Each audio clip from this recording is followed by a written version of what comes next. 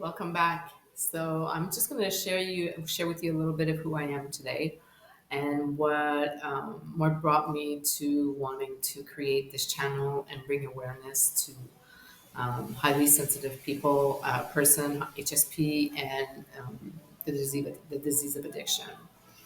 Um, I'm 57 years old. I've been living in Mexico for the last 7 years, and I've been on the spiritual path, on the awakening for a lot of years. On my spiritual path, I've been like pretty much 25, 30 years since I started my recovery from the disease of addiction.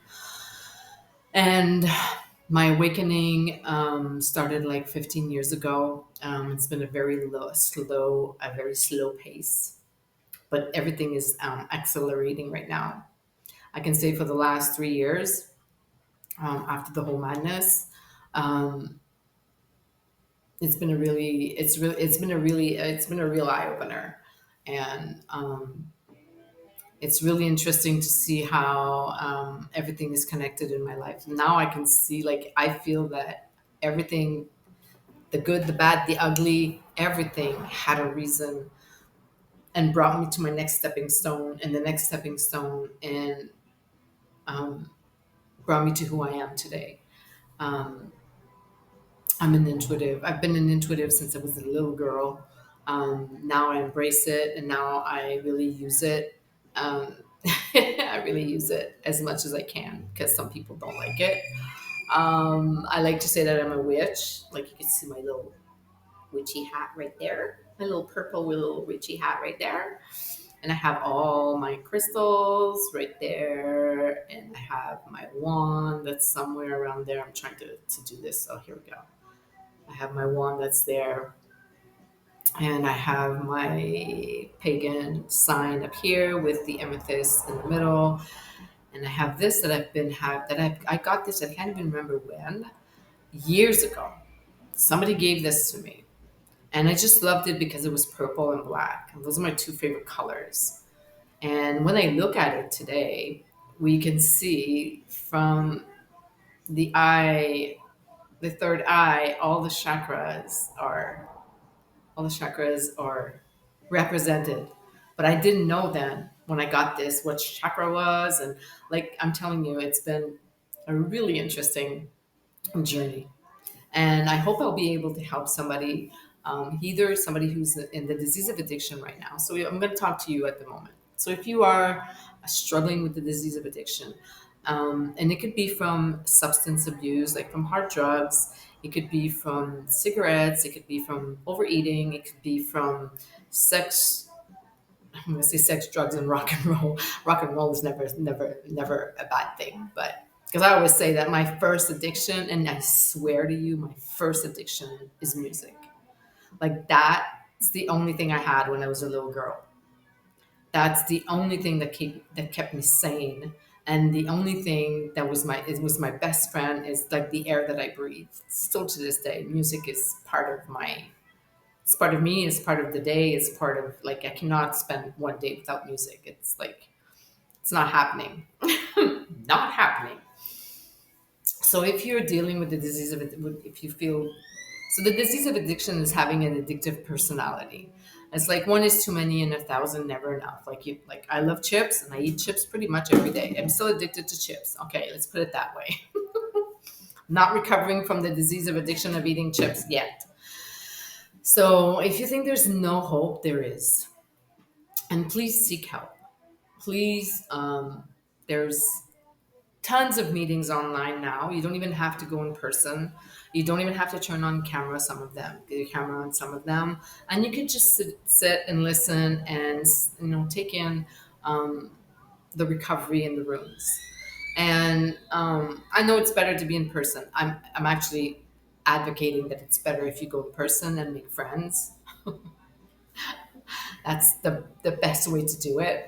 But since the whole world went crazy 3 years ago, the beautiful thing is now we have access to online meetings. So believe me, there's a way out. There's always hope, and there's always a way out.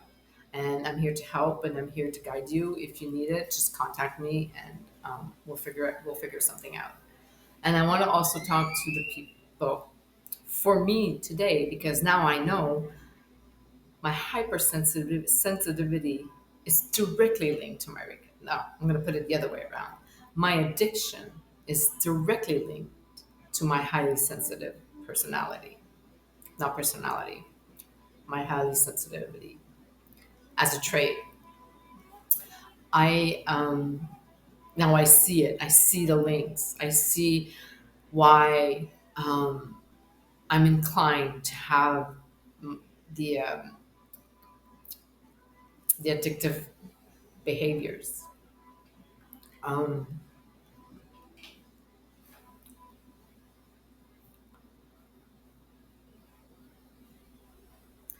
so if you are somebody who's dealing with the disease of addiction, there's always hope. Please seek help.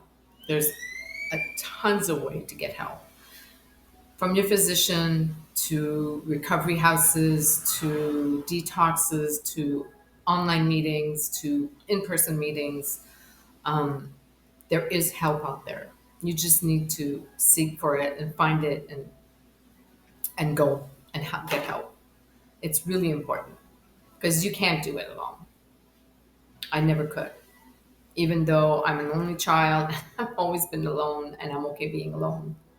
I could have not gone through recovering from the disease of addiction alone. So there's always hope, and stay tuned, because I'm going to be sharing my story with you. If you're a highly sensitive person, which I found out only 2 years ago, I want to address to you and tell you, and I hope you hear me, there is nothing wrong with you. Nothing wrong with you. I always, all my life, I've been told I'm too much, I'm too intense, I'm too sensitive, I'm too fussy, I'm high maintenance. There's the movement that people felt they were not enough. We are told that we are too much all the time.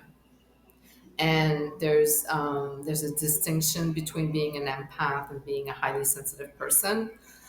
The empath feels and sense the other people and people's emotions and energy around. And a lot of highly sensitive people are also empaths.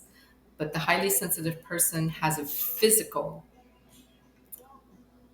it's physically highly sensitivity, physical highly sensitivity. So all my senses are heightened tenfold. So what you smell, I smell it 10 times. What you taste, I taste it 10 times more. Like what you hear, I hear it more. And what I feel on my skin, um, and my emotions, that's my sixth sense. I call it my sixth sense. It's like, yes, I'm hypersensitive. Like movies made me cry, and I was always the one called like I was a crybaby, and stop crying. It's not, yeah, nah, nah, nah, nah, nah. So if you're a highly sensitive person, I want to tell you, there's nothing wrong with you. Woohoo! When I found out there's nothing wrong with me, it made so much sense. Now I could see the whole picture. Like those by number pictures, like you follow the numbers, and then there's a whole big picture that comes at the end. Well, that's what happened when I heard somebody talk about being a highly sensitive person, and she told me there was nothing wrong with me, and I was so relieved, so relieved. I was like, oh, finally somebody understands. So I'm reaching out to recovering the addict and active addiction, the highly sensitive person, and everybody in between. Because you may not identify to either of those, but if you feel like hearing my story, well, stay tuned, because that's what I'm going to share with you. And I'm thinking, should I continue? It seems to be going well right now. There doesn't seem to be too much noise around. So, okay, so here we go. It's gonna be a storytelling. So I'm gonna have to start at the beginning, right? My name is Danielle. I was born July 29, 1966 in Montreal, Quebec, Canada. A very cold place to be living for somebody who doesn't like the cold. And for somebody who has a sensitive skin, too cold, not a good place to be living. I'm an only child, so I don't have any brothers, any sisters, and my childhood is very um, being alone a lot. So that's why music was my best friend, was my companion, was my everything, everything, everything that I would feel. I could release it through the lyrics and the music I was listening to. Um, I can't remember exactly what really the first song I heard was. Um, I think, I think the one I can remember, because until I was 5, I was living with my aunt and my uncle and my cousin. And even though I was raised in a French province, my uncle didn't speak French. So I learned to speak English before I learned French. And then I went to French school. So I'm perfectly bilingual.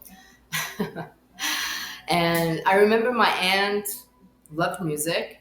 So there was always some music playing. And the one song that I remember, and I'll put it in another video because I don't want to try and share the music and share the lyrics and everything. There'll be another video coming after this one too, with just the song and the lyrics. So it's called Tie a Yellow Ribbon Around the Old Oak Tree. It's something about the beat, it's something about um, the vibration of the song, the harmony.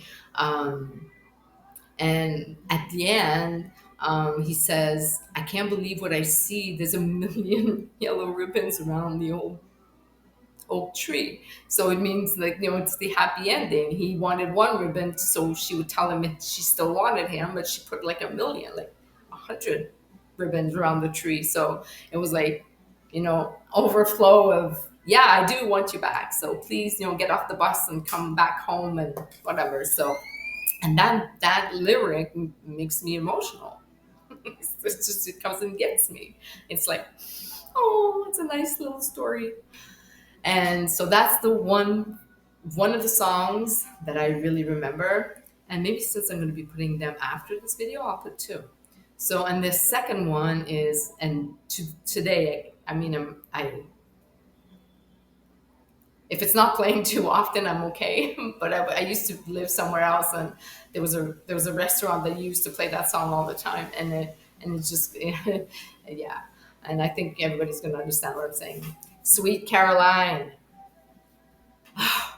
I love this song. I love dancing to the song, but I've heard it like so many times that I think I'm saturated from it. But I'll put them both in the video. So, and with the lyrics, and it's a nice song. So those are the two first songs that I remember, dancing to, I guess, moving to and feeling something. And I was probably around 3 or 4. Um, and the one thing also, and the other thing that I also remember when I was a kid is, well, not only when I was a kid, because it's been like that all my life. Um, I'm a I'm a I'm a crazy cat lady. Like, I'm a crazy cat lady. That's me. I'm a cat whisperer. So maybe I could just say I'm a cat whisperer instead of saying I'm a crazy cat lady. But I love cats, and I love cats. When I was a little girl, I have this picture, this like big board. Like, it was, it's like a poster that they put on a board, and I still have it to this day. And I have this cat in my hands, and I'm all scratched up because I love cats so much that I would just hug them all the time, and they would scratch me. And I've always had cats. Not today, but I mean, most of my life I've had cats, and that the cat stories are going to come with the rest of the story too. So those are the little memories that I have when I was younger. There's no much. There was at that point. Um, Everything was pretty calm. Everything was pretty easy. Um, I didn't feel I was in love. I didn't feel that I was. Now that I think of it, I do remember that I was um, getting in trouble a lot because I was moving a lot, or because I was very active, or because I didn't want to eat some stuff, and because um, I was waking up a lot during the night. And now I know it's because, well, moving a lot and waking up at night is because my highly sensitive skin, if there's some material I can't have on my skin because it's very uncomfortable for me. And like I said earlier, like tasting something that I put in my mouth, if it's good, it's very good. And when it's bad, when I don't like it and it's not good in my mouth, it's like 10 times not good in my mouth. You know, the smells are the same thing. Like if there was, if the sheets that I'm sleeping in had a lot of fabric softener, then it was probably giving me a headache. And it was like all these things when I was a little kid that I didn't know how to express because I didn't know what was going on. But today I'm putting all the links together and all those dots are connecting, and it's like a so aha moment. Like it's like, oh my God, everything makes so much sense now, right? So like I was saying, I lived with my aunt until I was about 5. My mom married my adopted dad, and then they took me back home with them. So now I had my little family, but I did feel very uprooted because for highly sensitive people, big changes like that are very difficult emotionally and physically. Adapting to a whole new atmosphere and new people, and it's very overwhelming. And our central nervous system doesn't know how to adapt very well in those circumstances. Today, when I do moves, when I know I'm going to move, there's a whole process that I do so I don't get overwhelmed. So highly sensitive people get highly overload sensory overload. So like there's too much stimulation, outside stimulation, and we need to retreat. We need to take some time. We need to be alone and and calm ourselves down and get all our senses back in check. Put it that way. So and I know today that my addiction is linked to my hypersensitivity. And I'm pretty sure that a majority of addicts are highly sensitive people. And I know that a majority of musicians and artists are highly sensitive people. And that's how they cope with the trait, is that they have their art to release and to be able to ground and I'm looking for the word, I can't find it, and focus on, like, release the anxiety or whatever they're feeling through the music, express those emotions and feelings through music, through art, to painting, to whatever. So um, yeah, it's pretty interesting. It's pretty interesting, and um, I'm really hopeful that I'll be able to help other people um, embrace being a highly sensitive person. It's my superpower now. Believe me, I know. Um, so that was going to be about when I was 5, and then I went to, yeah, my mom and my adoptive dad got married, and they brought me back home. And so now I didn't have my little cousin to play with. So now I ended up alone.